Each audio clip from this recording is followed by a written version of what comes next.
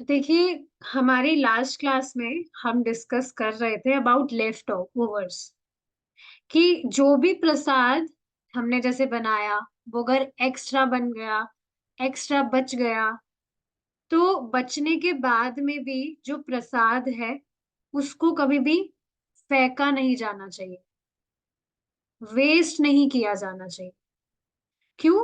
क्योंकि जो भगवान का महाप्रसाद है, वो स्वयं भगवान ही है, कोई भेद नहीं है। तो चाहे से बच भी जाए तो उसको वेस्ट करने का या फेंकने का कोई स्कोप है ही नहीं। तो उसी डिस्कशन को हम और आगे पढ़ेंगे। देखते हैं क्या है। थ्रोइंग आउट प्रसाद। सामान्यतः प्रसाद को बाहर नहीं फेंकना चाहिए, यहाँ तक कि मेहमानों और बच्चों का बचा हुआ भोजन भी पूरी तरह से शुद्ध होता है। ये चीज देखिए हमने डिस्कस की थी कि भगवान का प्रसाद कभी भी कंटैमिनेटेड नहीं होता है, किसी भी परिस्थिति में वो अशुद्ध नहीं होता है। चाहे से वो बासी हो गया हो या किसी ने उसे खाया है, स्पर्श किया है, किसी का झूठा हो गया हो, लेकिन इसका अर्थ ये नहीं है कि प्रसाद जो है वो अशुद्ध हो गया। प्रसाद कभी भी कंटैमिनेट नहीं होता है, कैसी भी अवस्था में। ये तो हमने डिस्कस किया ही था ना, पढ़ा है। भागवतम में ये चीज है कि भगवान का प्रसाद इतना महान है कि किसी कुत्ते के मुंह से भी छीन कर खाया जा सकता है। तो सोचिए आप, तो कंटामिनेट नहीं होता है। यही चीज यहाँ पर इसको स्पष्ट करने के लिए और बताया जा रहा है कि अगर कोई मेहमान और बच्चे हैं, उनका भी कुछ बच जाता है, तो इसका अर्थ ये नहीं है कि वो शुद्ध नहीं है, शुद्ध ही होता है वो, और इसे त्यागने लायक नहीं समझा जाना चाहिए। चांडाल के मुख से स्पर्श करने पर भी प्रसाद कभी प्रदूषित नहीं होता। वास्तव में यह अपना आध्यात्मिक मूल्य बरकरार रखता है। भगवान का जो प्रसाद है वो तो स्पिरिचुअल है, तो कोई भौतिक चीज कैसे उसको अशुद्ध कर सकती है? आप देखिए ना, कोई भी जो वस्तु है वो हमें दिखने में सामान्य लग रही है, भगवान का प्रसाद भी ऐसा ही है, हमने ऑफर किया, दिखने में सेम वैसा लग रहा है, पर उसकी जो पोटेंसी है वो बढ़ जाती है। देख कर हम पता नहीं लगा सकते इस चीज को। अब जैसे कोई साधारण सा पुष्प है, वो भी भगवान को अर्पित किया जाए, तो वो भी साधारण कहाँ रह जाता है? ऐसी बाकी सारी चीजें हैं। तो भगवान से कनेक्ट करने के बाद में कोई भी ऑर्डिनरी चीज ऑर्डिनरी नहीं रहती, एक्स्ट्रा ऑर्डिनरी नहीं हो जाती, वो ट्रांसेंडेंटल हो जाती, स्पिरिचुअल हो जाती। वास्तव में यह अपना आध्यात्मिक मूल्य बरकरार रखता है। इसलिए ऐसे महाप्रसाद को खाने या छूने से ब्राह्मण का पतन नहीं होता है। ऐसे भोजन के अवशेषों को छूने से प्रदूषित होने का कोई सवाल ही नहीं है। जब एक भक्त ने इसे पढ़ा और पूछा कि क्या भक्तों को मेहमानों द्वारा अपनी प्लेटों में छोड़े गए अवशेषों को खाना चाहिए, तो ठीक है, अब ये भी एक क्वेश्चन हो सकता है कि अच्छा ठीक है, जो भगवान का प्रसाद है वो तो बहुत शुद्ध है, हम मान रहे हैं आपकी, पर अब जैसे जो बच जाता है, जैसे कोई मेहमान वगैरह ही आ रहे हैं घर पर, तो अब उन्होंने छोड़ दिया, तो फिर क्या हम उनका जो बचा हुआ है क्या उसको ले सकते हैं हम? Can we consume that? तो श्रीला प्रभुपाद ने उत्तर दिया, आप इतने उन्नत नहीं हो सकते हैं कि आप कर्मी के अवशेषों को प्रसाद के रूप में लेंगे। अब देखिए इसका अर्थ क्या है, आप खुद इस पर विचार करिए। इनफैक्ट मैं खुद इस पर विचार कर रही थी। ठीक है, हम ये चीज सुन तो रहे हैं, सारी चीजें, पर हम इससे प्रैक्टिकली कितना रिलेट कर पा रहे हैं, इस पर एक बार विचार करिए। कहने का तात्पर्य यह है कि ठीक है, हम ये तो सुन रहे हैं कि भगवान का जो प्रसाद है वो दिव्य होता है, स्वयं भगवान ही है वो। नाम के बारे में भी तो हम इतनी ग्लोरी सुनते हैं, महिमा सुनते हैं। कि हम जो भगवान का नाम है वो स्वयं भगवान है, कोई भेद नहीं है। बट स्टिल प्रैक्टिकली हम उसे कितना फॉलो कर पाते हैं? Just think about it. तो मेरा कहने का आशय क्या है कि जैसे ठीक है, प्रसाद के विषय में हम ये चीज जान रहे हैं, लेकिन सोचिए ना, अब ठीक है, किसी के जो अवशेष हैं, भक्तों की बात नहीं हो रही है, कोई भी जो नॉर्मल व्यक्ति है, क्या आप उसके जो अवशेष हैं, क्या वो आ, खा पाएंगे? एटलीस्ट मैं मेरी बात करूं तो मैं इस चीज पर विचार कर रही थी।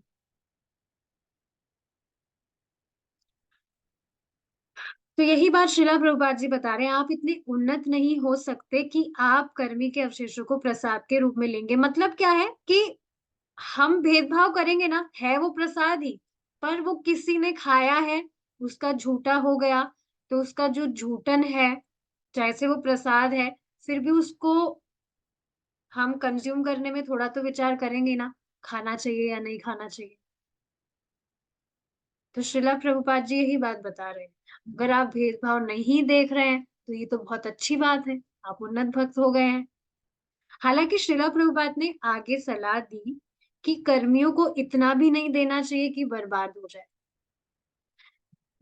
नए मेहमानों को प्रसाद की पवित्रता के बारे में बताना और उनसे अनुरोध करना अच्छा है कि वे अधिक मात्रा में ना ले, और जितना ले उतना ही खाए। मतलब जब भी हम सर्विंग करते हैं तो पहले से बता देना चाहिए कि देखिए ये प्रसाद है और झूठा मत छोड़िए। तो ऐसा कर सकते हैं, क्योंकि आप सोचिए ना, ये बात कहने से आप अपराध होने से बचा रहे हैं सामने वाले को। तो ये बात बोली जा सकती है बिना कोई संकोच के।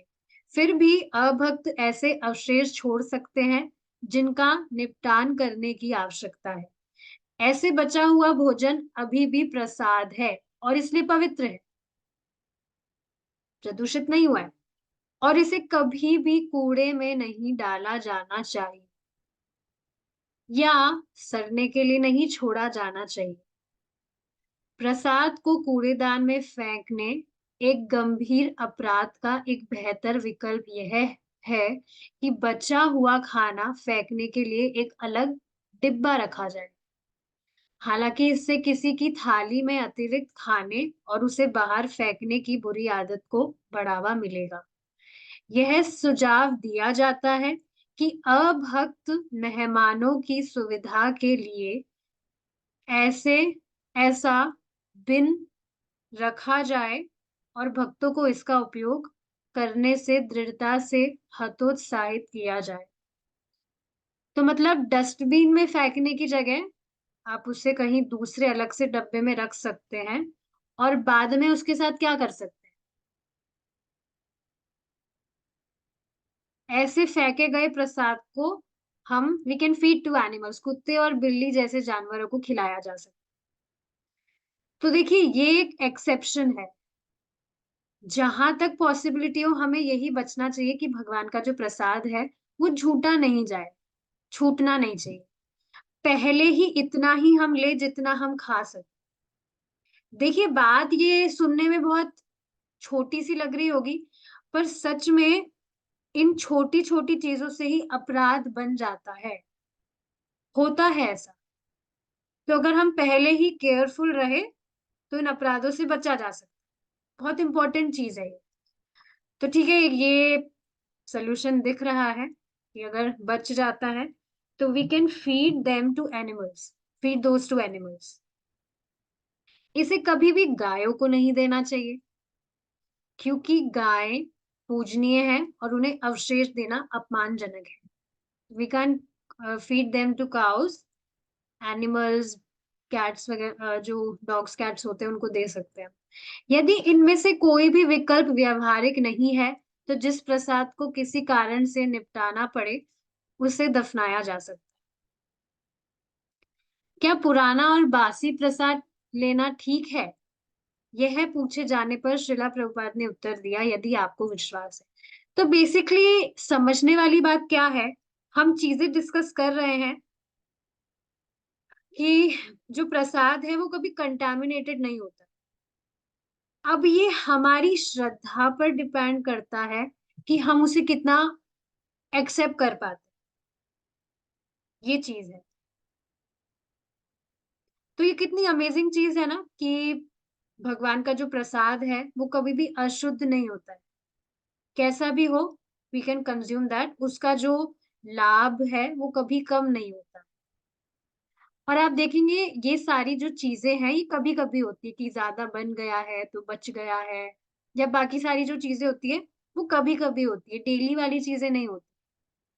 तो उस टाइम पर ये सारी चीजें कर की जा सकती। ठीक है, मूविंग फॉरवर्ड। अब हमारा नेक्स्ट टॉपिक जो है वो है honouring the remnants of advanced Vaishnavas. जो भी शुद्ध भक्त होते हैं उनके अवशेषों को पाना। देखेंगे क्या है इसी पर। देखिए अभी कल या परसों की ही बात है, प्रभु जी बता रहे थे कि जो भगवान के वैष्णव जन हैं उनके जो अवशेष हैं उनको पाने से भी जो व्यक्ति है वो पार हो जाता है।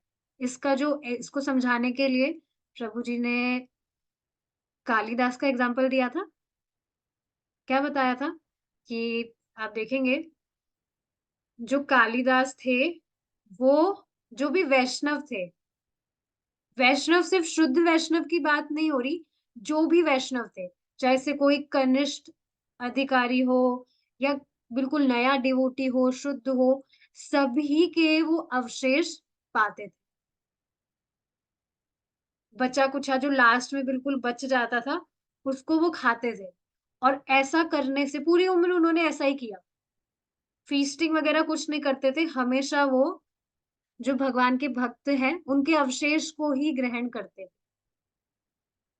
और बाद में उन्हें चैतन्य महाप्रभु के कमल चरण मिले थे, ऐसा बता रहे थे प्रभु जी।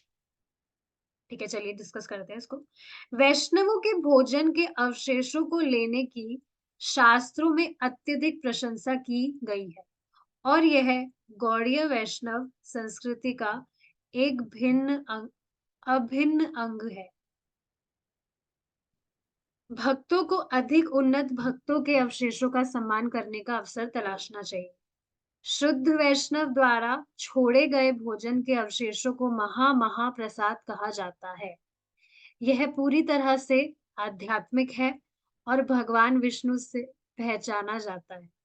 ऐसे अवशेष सामान्य नहीं है। अभिप्राय चैतन्य चरितमृत कालिदास के इतिहास से संबंधित है। अब देखिए यहाँ पर कालिदास की स्टोरी है, देखेंगे क्या है। जिन्हें महाप्रसाद के प्रति अपनी महान श्रद्धा के कारण चैतन्य महाप्रभु की दया प्राप्त हुई थी। अब आप सोचिए ना, भक्तों के अवशेष पाना भी, क्या आप इसको कुछ साधारण बात समझते हैं? खुद बताइए आप इस चीज को।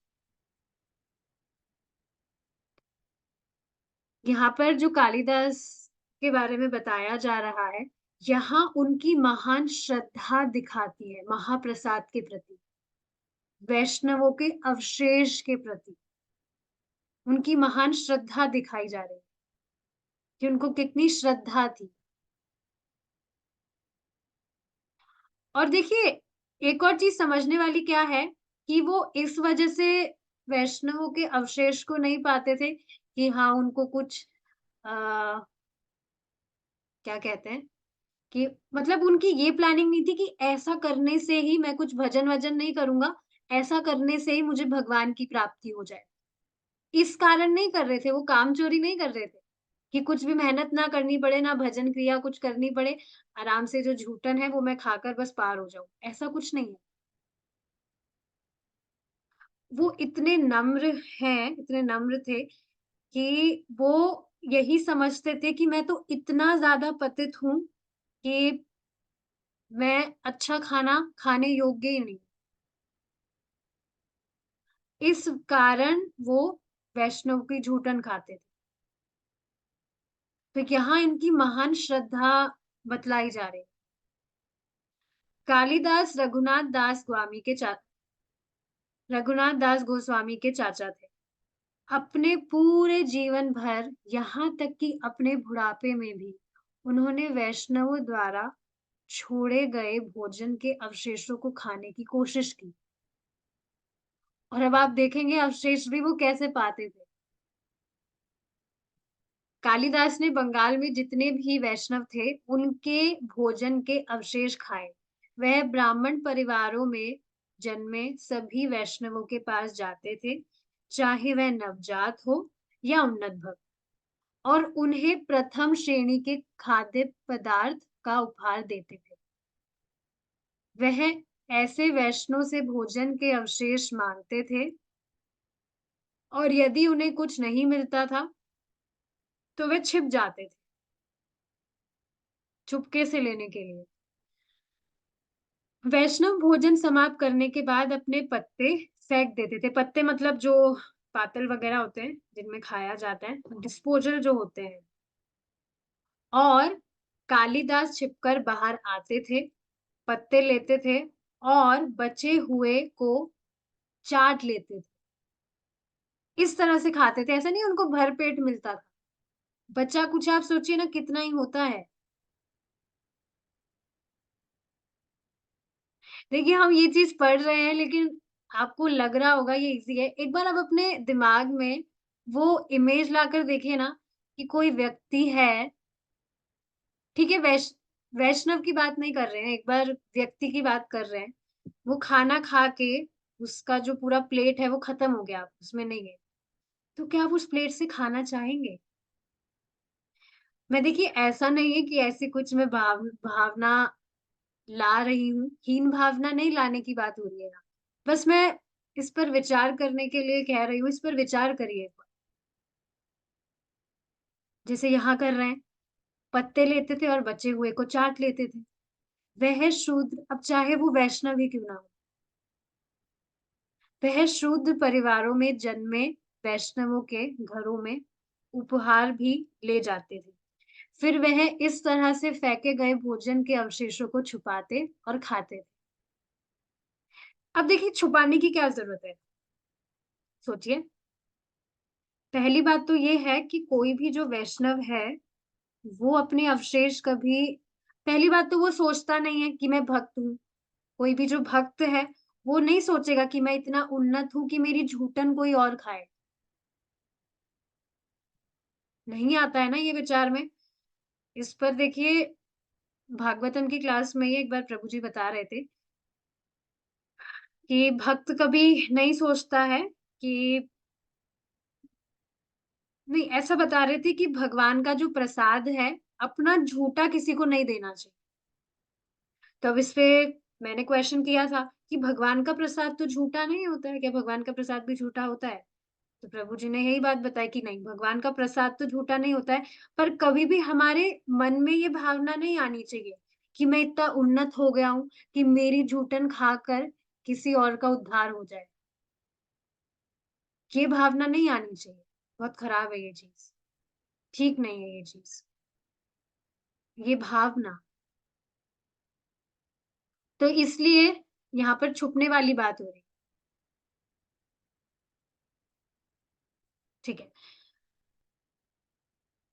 जाऊ ठाकुर नाम के एक महान वैष्णव थे, जो भुईमाली जाति के थे।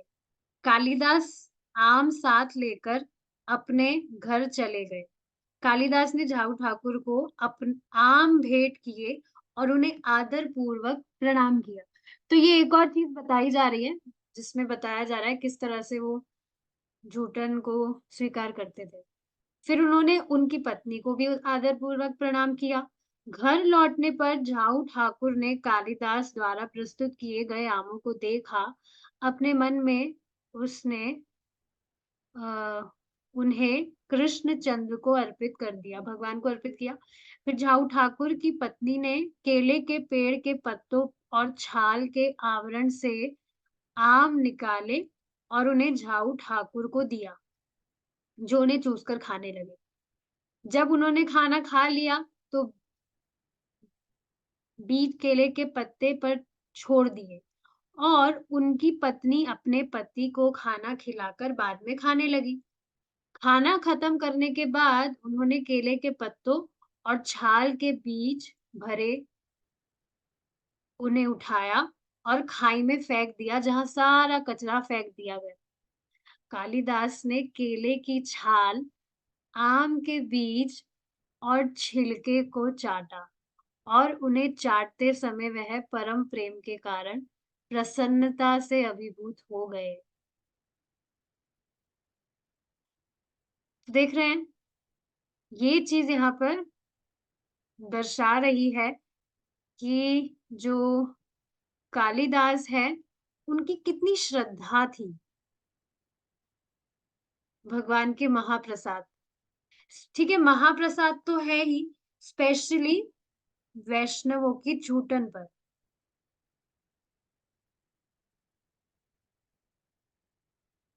तो ये चीज यहाँ पर बताई जा रही है। आगे जो आगे का जो पैराग्राफ है, एक बार मैं इंग्लिश में इसको पढ़ रही हूँ क्योंकि वहां कुछ मिसप्रिंटिंग थी। When Kalidas visited Jagannath Puri, Neelachal, Sri Chaitanya Mahaprabhu bestowed great mercy upon him. Having offered obeisances to Lord Narsimha, Sri Chaitanya Mahaprabhu visited the temple of Lord Jagannath. Then he turned to his residence, finished his noon duties, and took his lunch. Kalidas was standing outside the door, expecting the remnants of food from Chaitanya Mahaprabhu. तो देखिए, बाद में जो कालिदास थे, वो जगन्नाथपुरी गए नीलाचल में, और श्री चैतन्य महाप्रभु ने उन पर परम कृपा की। बाद में जब मिले थे कालिदास उनसे, तो श्री चैतन्य महाप्रभु ने कालिदास पर कृपा की थी। ठीक है, फिर बाद में क्या कहा जा रहा है? फिर वह अपने निवास पर लौट आए। दोपहर के कर्तव्य, कौन लौट आए? चैतन्य महाप्रभु। भगवान नरसिंह देव को प्रणाम करने के बाद श्री चैतन्य महाप्रभु ने भगवान जगन्नाथ के मंदिर गए और फिर वह अपने निवास पर लौट आए। दोपहर के कर्तव्य को पूरा किया और दोपहर का भोजन किया। कालिदास दरवाजे के बाहर खड़े थे और श्री चैतन्य महाप्रभु से भोजन के अवशेष की उम्मीद कर रहे थे। सोचिए ना, चैतन्य महाप्रभु जो स्वयं भगवान है। तो समझना चाहिए, ठीक है, स्टोरी में तो हम ये चीज पढ़ ही रहे हैं। साथ ही साथ जो भी हम खाना बनाते हैं, प्रसाद भोग बनाते हैं, और जब हम वो भगवान को ऑफर करते हैं, तो वो भी भगवान का अवशेष होता है। सोचिए ना, जो भगवान के अवशेष हैं, पहले हम, ऑफ कोर्स मैं ऐसा नहीं कह रही हूँ, भगवान के अवशेष, भगवान का जो प्रसाद है उसके प्रति आदर बुद्धि होती है भक्तों, बट स्टिल जो ये जो छोटे छोटे अपराध हैं, जैसे ज्यादा बन गया तो वेस्ट ना हो जाए, इन सब चीजों का ध्यान रखना चाहिए।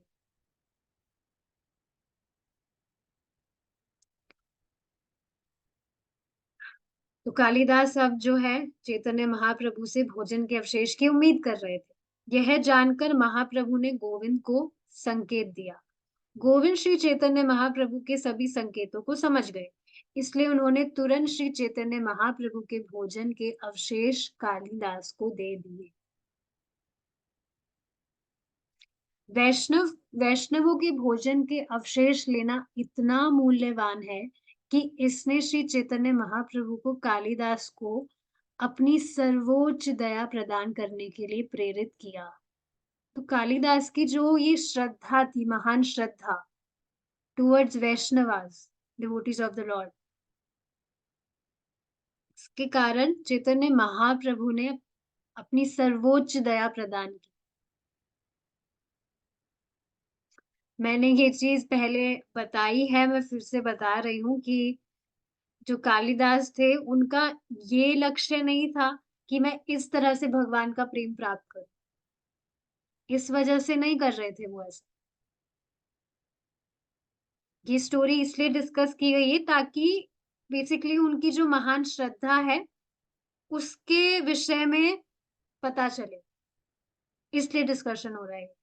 इसलिए घृणा और संकोच को त्याग कर वैष्णवों के भोजन के अवशेषों को खाने का प्रयास करें, क्योंकि इस प्रकार आप अपने जीवन के वांछित लक्ष्य को प्राप्त करने में सक्षम होंगे। चैतन्य चरितमृत अंतलीला। तो देखिए, अब ठीक है, ये बात कही जा रही है, पर अभी हमें क्या करना है? भगवान का जो प्रसाद है उसे ही बहुत आदर बुद्धि से पाने का प्रयास करना चाहिए। अब देखिए, जब मैं ये बात कह रही हूँ तो इसका क्या अर्थ हुआ? आप सोचिए ना, भगवान का प्रसाद पाते टाइम भी कितने डिस्ट्रैक्शंस होते हैं जहां हमारा दिमाग जाता है।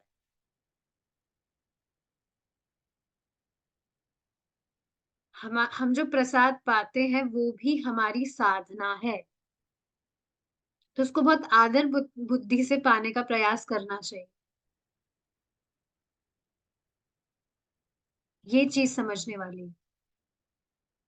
ध्यान दे कि कालिदास ने अपने अवशेष लेने से पहले तब तक इंतजार किया जब तक कि वैष्णव पूरी तरह संतुष्ट नहीं होगा।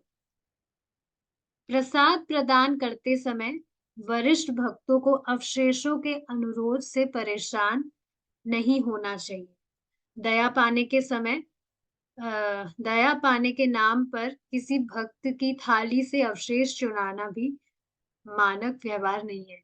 अब ऐसा नहीं है। देखिए, ठीक है, ये जो टॉपिक था ये था इसलिए मैंने यहाँ रखकर इसको डिस्कस किया है। हालांकि अभी हमें ये जो चीज है इस पर इतना विचार करने की जरूरत नहीं है कि हम जो है भक्तों को जाकर ढूंढे उनका अवशेष पाने के लिए। ये जो चीज है मैंने खुद प्रभु जी से पूछी थी, तो प्रभु जी ने यही चीज बताई। क्या चीज बताई? अभी पढ़कर ही बताती हूँ आपको। For now just take Krishna prasadam, it all comes. अभी के लिए सिर्फ आप भगवान का जो प्रसाद है उसी को आदर बुद्धि से पाने का प्रयास करें।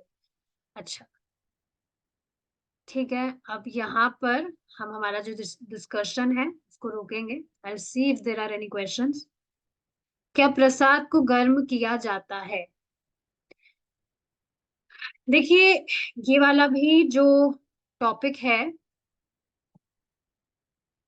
ये वाला जो टॉपिक है इसका भी एक अलग से सेक्शन था, पर मैंने उसको लिया नहीं क्योंकि मुझे पता है कि वो थोड़ा ज्यादा हो जाएगा। पर फिर भी आपने क्वेश्चन किया है तो मैं आपको बताती हूँ। देखिए, प्रभुपाद जी ने बताया है भगवान का जो प्रसाद है उसको अर्पण करने के बाद में हमें उसे एज इट इज ही लेना चाहिए, उसको गर्म नहीं करना चाहिए। अब इसके लिए भी एक एग्जाम्पल से समझाया गया है कि जैसे आपने फॉर एग्जाम्पल गर्म दूध ऑफर किया है, गर्म मतलब पीने योग्य। अब ऑफर करने के बाद में 10 15 20 मिनट बाद में वो जैसे ठंडा हो गया, सर्दी का टाइम है, तो क्या किया जा सकता है? आपका जो बड़ा भगोनी है जिसमें आपने पूरा दूध गर्म किया था उसको आप मिक्स करेंगे उसमें, तो वो जो ठंडा है वो गर्म के साथ मिक्स होगा तो टेम्परेचर का इतना पता नहीं लगेगा। वैसे दूध का एग्जाम्पल है, वैसे ही बाकी जो प्रसाद है इस तरह से लिया जा सकता है। तो आइडियली तो गर्म नहीं किया जाना चाहिए, बट स्टिल अगर मतलब एक्सेप्शन में रखा जा सकता है इसको कि जैसे सर्दी का टाइम है या कुछ भी है तो किया जा सकता है। वैसे तो आपको ये चीज मालूम होनी चाहिए कि भगवान को ऑफर करने के बाद में प्रसाद में कुछ भी चेंजेस नहीं करने चाहिए। अपराध नहीं है चेंजेस आप कर रहे हैं। चेंजेस मतलब जैसे अब नमक कम रह गया, मिर्ची ज्यादा लग रही है, तो आप ऊपर से उसमें कुछ डाल रहे हैं अपना टेस्ट बैलेंस करने के लिए। एटिकेट क्या है? भगवान को जैसे ऑफर किया है उसको एज इट इज स्थिति में हम कंज्यूम करें। तो यह वही है, स्तर की बात होती है कि भगवान से जो हमारा लगाव है वो कितना है। मैं ऐसा नहीं कह रही हूँ कि जो भक्त चेंज करते हैं उन्हें भगवान से लगाव कम है, ऐसा नहीं है। बट स्टिल ये मैटर करता है। अपराध नहीं कहा जा रहा कि ये चीजें अपराध है, बट आप इस तरह से फॉलो करना चाहते हैं तो कर सकते हैं, अच्छी बात है।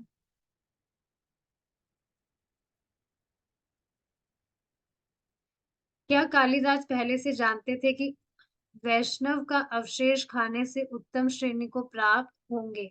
यदि जानते थे तो भक्ति भी तो कर सकते थे। देखिए, अब ये जो आप क्वेश्चन कर रहे हैं, इसका हम जब चैतन्य चरितामृत पढ़ेंगे तो डिटेल में पढ़ेंगे, तब चीज समझ में आएगी।